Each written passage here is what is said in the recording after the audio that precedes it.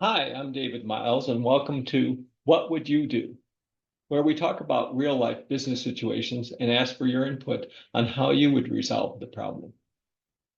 If you remember last time, what we talked about was a CEO who had just lost its VP of sales, not to a competitor, but it was a big impact nonetheless.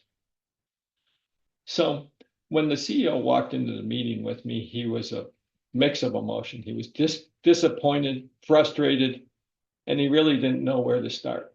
All he knew is that he had a meeting later that day with the departing employee. So I asked for your input, and you delivered. Thank you. So I appreciate all that input. And most of the suggestions fell into these three simple phases of resolution: information gathering, evaluation, and resolving the situation. So this matched well with the conversation I had with the CEO. To put it into proper framework, every leader, a good leader needs to have many characteristics. And depending on the situation, needs to lean into certain attributes a little bit more than others. So first, the information gathering. This isn't about an inquisition. It isn't about defending decision, and it wasn't about changing someone's mind. It's about curiosity, empathy, and good listening. The key coaching question was simple. What do you really want to get out of the conversation with the departing employee? So we talked about that for a while and came up with some good questions. Second, evaluation. Once that conversation is had, the CEO needs to go back and think about what he heard, what he thought he was missing before. And this is a time where a CEO has to be creative and think strategically, needs to be a visionary. So I challenge the CEO with this thought.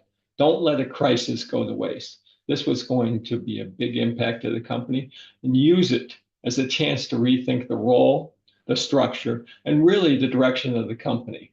Some of the things that thought of as too hard to take on, maybe you should put that into the mix on taking on next. Third, and finally, is the resolution.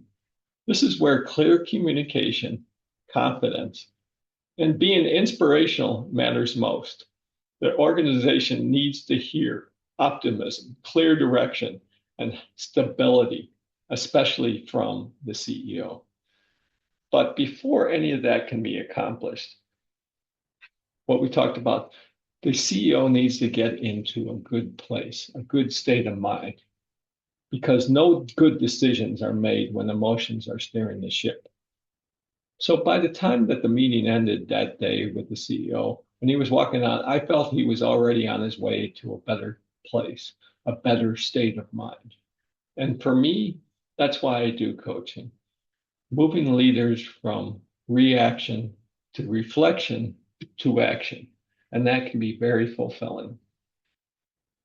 So thanks for all of the input and your insights. If you have any more questions or comments or suggestions, please email me at what's listed on this piece of paper or send me a LinkedIn message. So next time, what we're going to talk about is underperforming employees in key roles of the company. So see you next time on What Would You Do?